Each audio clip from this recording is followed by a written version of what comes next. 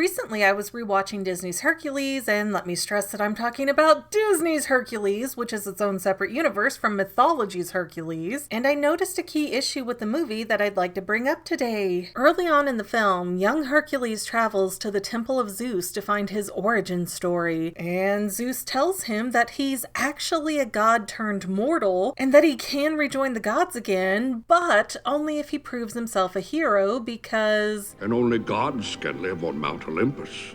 Well, I guess only gods and Pegasus, right? I mean, he's living in the same room as Hercules, then Zeus calls him to Earth from the heavens, so Pegasus must be an inanimate object? Sure, whatever, we'll just go with it. And why didn't Zeus and Hera send Pegasus to live with Hercules and protect him while he was growing up immortal? Why do these gods have such flaky rules? Not to mention, what good is being the supreme god if you can't rewrite the rules? Am I Sultan or am I Sultan?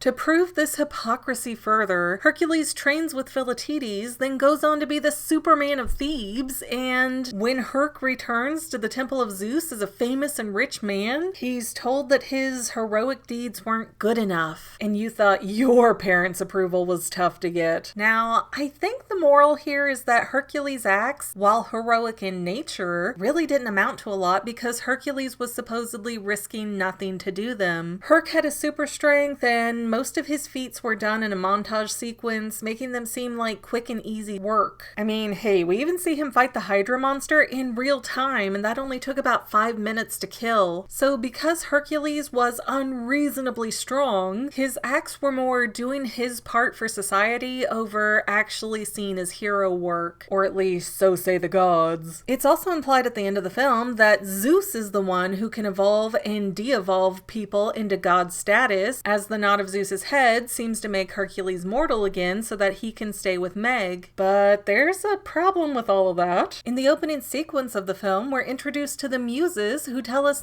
"We are the Muses, goddesses of the arts and proclaimers of heroes." So it's actually their job to decide who is and isn't a hero. Zeus should have no say in this matter, at least in terms of the Disneyverse. What's the point of having 5 goddesses out there to proclaim heroes if you're just gonna micromanage them and pull rank as the king of gods? So yeah, it's not Zeus's lane any more than dead people or the ocean would be something Zeus would meddle in. So if the Muses officially proclaim heroes, then the song Zero to Hero is not just about how Hercules is now rich and famous, but that he's being declared a real hero as well.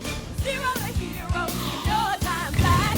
Zero to hero, just like that. Yet, just a few scenes later, Zeus is telling Hercules that's not good enough to get an entry ticket home. How does Zeus have a say in this when he's not a muse, yet he cannot bend the rules as the top god in charge? Hercules may not have risked his own life very often, but there's hundreds of people around Thebes who wouldn't be alive right now if not for Hercules intervening with monsters and natural disasters. Let's be fair, not many of us could jump up and cap off an erupting volcano, and one misstep could have gotten Hercules killed, so his life has been in danger many times. He just never openly volunteered to trade his life for someone else's before Meg died. That's a really weird niche event to hinge a godly status on, isn't it? Herc already knew love and hard work and sacrifice and community service, plus he was already proclaimed a hero. So why was Meg's death, something that Zeus probably couldn't have foreseen, the key event here? What I read from all of this is that Zeus cannot make or unmake gods by his own choice. Actually, I think that the loss of Golden Glow Hercules happened under Herc's own power because he's now a god posing as a human to live among them, which was all the rage in Greek stories. So Hercules is still a full-blown god who can get all glowy again at any given time of his own choosing. He just might not have realized that by the close of the film. But what we can all agree on is that Zeus had some weird and undefined rules up in Mount Olympus that he can't control for reasons. I don't know what you're up to, Zeus, but I'm calling shenanigans as to why you kept Hercules on Earth for so long because your side of the story doesn't add up at all. It might not be reality, but theories are more fun.